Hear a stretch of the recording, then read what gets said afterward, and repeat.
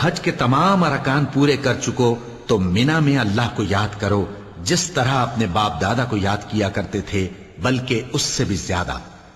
اور بعض لوگ ایسے ہیں جو اللہ سے التجا کرتے ہیں کہ اے پروردگار ہم کو جو دینا ہے دنیا ہی میں دے دے، اور ایسے لوگوں کا آخرت میں کچھ حصہ نہیں۔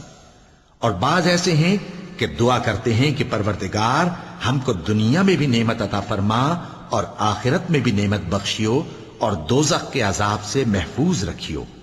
یہی لوگ ہیں جن کے لیے ان کے کاموں کا حصہ یعنی اجر نیک تیار ہے، اور اللہ جلد حساب لینے والا ہے۔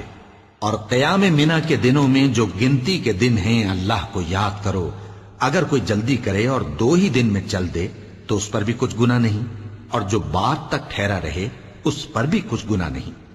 یہ باتیں اس شخص کے لیے ہیں جو اللہ سے ڈرے، اور تم لوگ اللہ سے ڈرتے رہو اور جان رکھو کہ تم سب اس کے پاس جمع کیے جاؤ گے۔ اور کوئی شخص تو ایسا ہے جس کی گفتگو دنیا کی زندگی میں تم کو دلکش معلوم ہوتی ہے، اور وہ اپنے معافی ضمیر پر یعنی اس بات پر جو اس کے دل میں ہے اللہ کو گواہ بناتا ہے، حالانکہ وہ سخت جھگڑالو ہے۔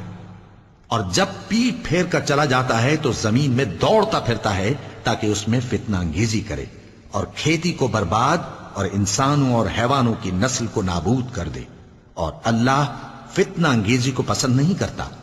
اور جب اس سے کہا جاتا ہے کہ اللہ سے خوف کر تو غرور اس کو گناہ میں پھنسا دیتا ہے، سو اس کو جہنم کافی ہے اور وہ بہت برا ٹھکانہ ہے۔ اور کوئی شخص ایسا ہے کہ اللہ کی خوشنودی حاصل کرنے کے لیے اپنی جان بیچ ڈالتا ہے، اور اللہ بندوں پر بہت مہربان ہے۔ مومنو، اسلام میں پورے داخل ہو جاؤ اور شیطان کے پیچھے نہ چلو، وہ تو تمہارا کھلا دشمن ہے۔ پھر اگر تم احکام روشن پہنچ جانے کے بعد لڑکھڑا جاؤ تو جان رکھو کہ اللہ غالب ہے، حکمت والا ہے۔